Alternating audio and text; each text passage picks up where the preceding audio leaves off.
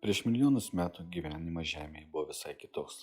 Laikui bėgant keitėsi klimatas, atsirado nauji žemynai, jūros, upės. Su šiais pokyčiais atsirasdavo ir išnykdavo nauji augalai, gyvūnai. Žmogaus atsiradimas Žemėje iki šiol nėra iki galo įrodytas. Daugelis mokslininkų mano, kad žmonių protėviai buvo kilę iš beždžionių, kurios laikui bėgant keitėsi ir pradėjo panašėti į žmones. Mokslininkai tyrinėtojai dar ir dabar negali nurodyti pirmųjų žmonių protėvių, tai yra beždžionių, bet jie mano, kad žmogaus vystymas nevyko tiesiogiai viena linija. Mokslininkai mano, kad galėjo egzistuoti skirtingi žmonių tipai, kurie skiriasi kūno sudėtimi, kaukolė bei smegenų apimtimi. Kai kurios žmogbeždžionės tipai laikui bėgant išnyko, o labiau protingesni, stiprūs ir ištvermingesni laikui bėgant evoliucionavo į žmones. Šios žmonės iki kaimų, miesto, o tuo labiau valstybių atsiradimo yra priimta vadinti pirmykščiais žmonėmis.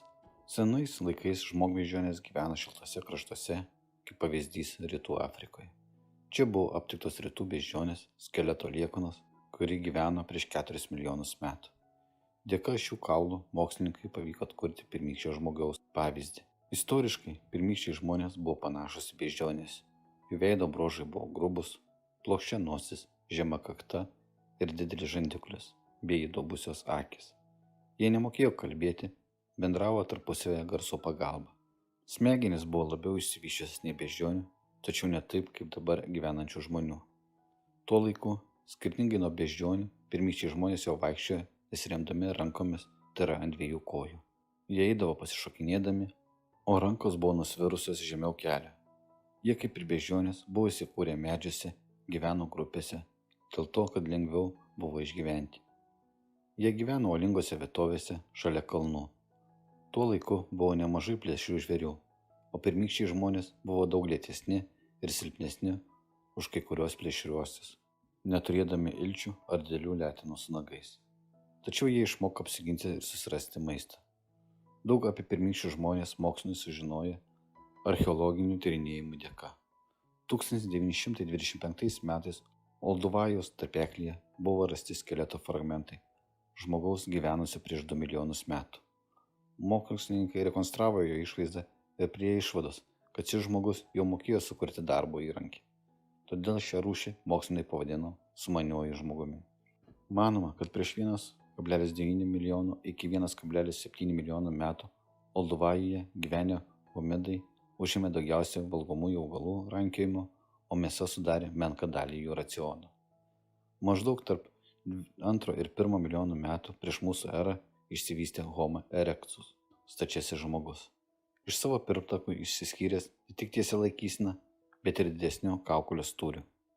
Tai pirmas homidas iškilęs koja iš Afrikos. Prieš maždaug 1,6 milijono metų jis pasiekė Europą, išplito po visą Euraziją. Lumbako saloje, netoli Balio salos, rasti mažiausiai 800 000 metų senumo akmeniniai įrankiai liudija ne tik gana ankstyvų Homo erectus pasirodymą Indonezijoje, bet ir pirmasias kelionės jūra.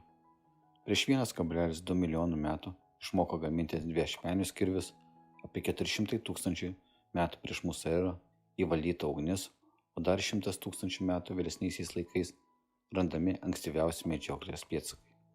Prieš maždaug 200 000 metų išsivystė neandertaliečiai. Ši protinga ir priešingai nei anksčiau manyta hominidų rūšis ilgai dominavo Europoje ir Vakarų Azijoje. Jie stipriai ištobulino savo pirmtakų Homo erectus titnago skaldymo techniką ir jau mokėjo gamintis įrankius, kombinuodami medį ir akmenį. Archeologiniai radiniai liudija ir apie turėtą nemažą praktinį medicinos žinių bagažą. Mirusius ar žuvusios laidodavo su įkapėmis, galvodami apie pomirtinį gyvenimą.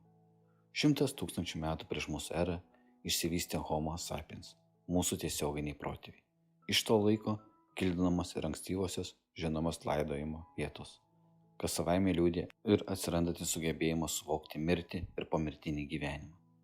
Vystant orams, neandertaliečiai patraukė labiau į pietus, į vidurinius ir artimuosius rytus, kur sutiko iš Afrikos išėjusius žmonės. Bet porą dešimčių tūkstančių metų abi rūšis gyveno greta, iki išnyko paskutiniai neandertaliečiai 30 000 metų prieš mūsų erą. Išnykimo priežastis iki šiol lieka diskusijų objektu. Pirmi darbo įrankiai šių žmonių buvo skilę kaulai, gyvūnų ragai, ašos pagaliai ir iš medžio drevės padaryti maistui rinkti. Vėliau žmonės išmoko iš akmens pasidaryti įrankį, kurio pagalba galėjo pjauti, kirsti ar kasti. Pavyzdžiui, žmogus šalia vandens rasdavo nugludintą akmenį, kurį buvo patogu laikyti rankoje, o jo galą kitu akmeniu trankydavo, kol nusmailindavo ar nuaštrindavo. Kai kada akmens pagalba nudroždavo pagalio galą, tokiu būdu pasigamindavo kirstukus, peilius ar įrankius žemėje kasti. Pirmykštis žmogus pradėjo atpažinti akmenis, kurie geriau skyla ir iš jo galima pasidaryti darbo įrankį. Tačiau, kad iš jo kažką pagaminti, prieš tai jis turėjo susirasti labiau aštresnį nuskilusį akmenį. Šie pagaminti įrankiai buvo gaminami tik tikram atlikti darbą. Kirvukas, kad nukirsti medį ar pagaminti kitus įrankius, grandikis, kad išvalyti odą nuo gyvūno likučių, peiliai tam, kad pjauti ir panašiai. Šios primityvius įrankius žmonės gamino iš akmens arba jų pagalba. Tad amžius, kai jie gyveno, ir vadinamas akmens amžiumi. Mokslininkai akmens amžių išskaidė į keletą periodų. Paleolitą maždaug nuo 2,5 milijonų metų prieš mūsų erą, mezolitą nuo 11 tūkstančių metų prieš mūsų erą ir neolitą nuo 10 tūkstančių metų prieš mūsų erą. Žodis lit senovės graikų kalboje reiškia akmenį, o žodis paleo senas, mezo vidurinis, neo naujas. Tad paleolitas tai senas akmuo arba senasis akmens amžius. Mezolitas vidurinis akmens amžius, neolitas naujas akmens amžius. Paleolito amžiuje pirmykštis žmogus jau mokėjo pasigaminti sudėtingius darbo įrankius, pavyzdžiui, prie pagalio pritaisyti nutašytą akmenį. Tai pasidarydavo kirvuką. Tad net patys protingiausi žvėrys priversti gintis ar medžioti savo ilčių ar letenų ilgais nagais pagalba. Tad mokslininkai mano, kad tai pirmas pagrindinis skirtumas tarp pirmykščių žmonių ir žvėrių.